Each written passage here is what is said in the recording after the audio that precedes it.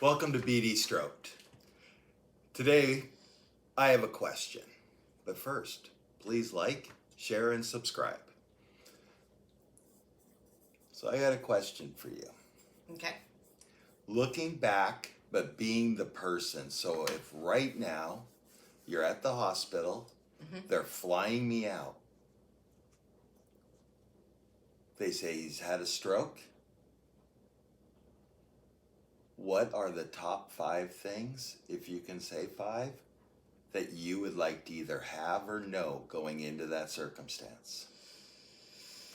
That's a tough one.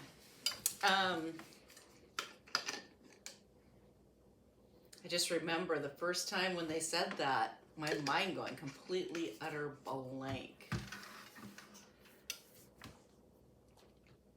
But if I look back on that night, and we're in Harborview and we're there for a day, well, a few hours, what I finally realized was they were shooting so much information at me, I couldn't write fast enough. And I really didn't have anything to write on. So I found the recording thing on my phone and I started recording the visits. Now I did ask and most of them said yes and they didn't have to repeat anything. Some doctors actually don't like you recording, so They say it bothers that, what's that guy's name? HIPAA. That HIPAA guy? Yeah. I say I don't remember, so I record. I still record. I record pretty much any appointment that's going to be important.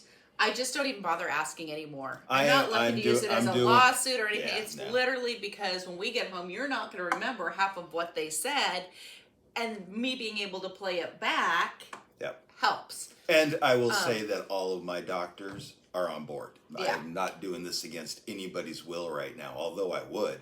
But so far, no, we've not had anyone say no. Anybody say no at all. But quite frankly, coming from where we came, I wouldn't ask anymore. I would just do it. They don't know what you're doing. You're on your phone. They walk in. You put it down, upside down. They can't see. Don't need to tell them how to. That Mr. HIPAA gets mad. Oh, Mr. HIPAA gets mad. Okay. Although I'll say I don't work there, so I don't have a Mr. This HIPAA. is true. So I would say something to record. Okay. And really a big loss was what to expect coming home. I had no idea what to expect coming home. How fatigued you were going to be, that this thing called sundowner syndrome was going to continue on. Google that. That's a little weird. We can cover that in another video. We don't need to. That's a little weird. I did weird stuff. It was scary. It was very scary stuff, and not knowing how long it was going to last or was it going to go away. The head spikes. So just not knowing what to, they send you out because you're good enough to leave, but they don't tell you what to expect when you get home.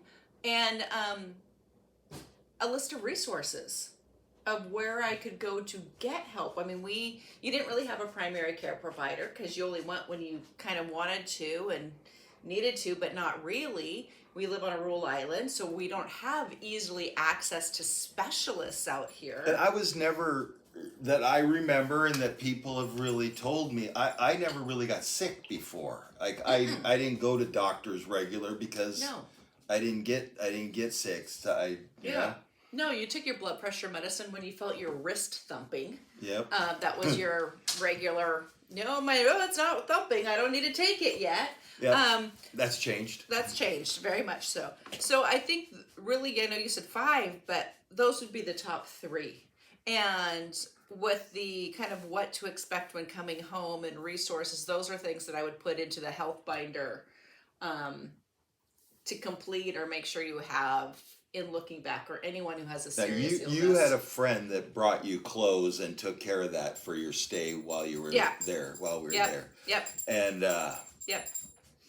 A lot of people might not have that. So in my head, I'm thinking clothes, something like that. When we were at the first hospital, when they were getting ready to fly you out, and honestly, I thought, well, we're just going to the hospital. He's got a headache. They'll monitor you for a while.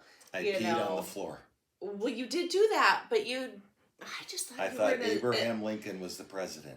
Well, at that point, we did decide you needed to go to the hospital. But there was a lady in the bed next to me. Well, her husband was in the bed, and she just got up and gave me a hug, and she's like, do you need a coat? Do you need money? What do you need? Because they were getting ready to fly you out, and they were hurrying because a storm was coming in. And we live on an island. If they didn't get you out in the next 5 minutes, they weren't going to be able to fly you. And I couldn't fly with you because of the storm and the weight limits and everything like that on the helicopter. I had to drive. I was 130 pounds heavier then. And so really your brain goes to mush. I think my first thought was I got a hold of your parents, my parents. And then I messaged a neighbor to come take care of Kaya. That's our dog. Because I hadn't planned on being gone. And we didn't know how long we were going to be gone. Right. So and those are things you just can't plan for. Oh, Kaya wants to say hi. Kaya wants to say hi.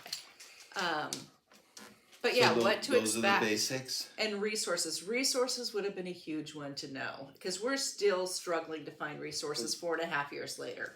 Well, we decided we needed to leave an island. And you said we're on how'd you say that? A rural island, which means there's not a lot here. Right. And so we have gone over to Mount Vernon, Burlington, and the care over there has been really good. And then we stay with some at Harborview, and we've had some really good doctors that have been we've had good doctors and good insurance, and both those have been really good for us. Yeah, but I would say resources. So that is one thing I think I'd like us to see through this channel is helping to put out resources for people. Whether it's tips and tricks that we found, whether it's actually a center for trembling or something, whatever we might help to help someone else through this. Even when we'd ask for lists of mental health therapists, just to help out, nobody had anything. Everybody hand us a piece of paper it was the same ones that you call and they're not taking clients. So it was 10 names. Yeah. So I think that would be one of my goals is to help people if they find themselves into, whether it's a stroke or a heart attack or anything like that, from a caregiver's perspective, resources, because I didn't have any coming home. It was take him home. Oh, you don't have stairs? Okay. And that was about it. That was the major concern was, do you have stairs in your house? Yeah, at the emergency, what coming out of critical, or what was I coming out of? Just either ICU. And getting sent home,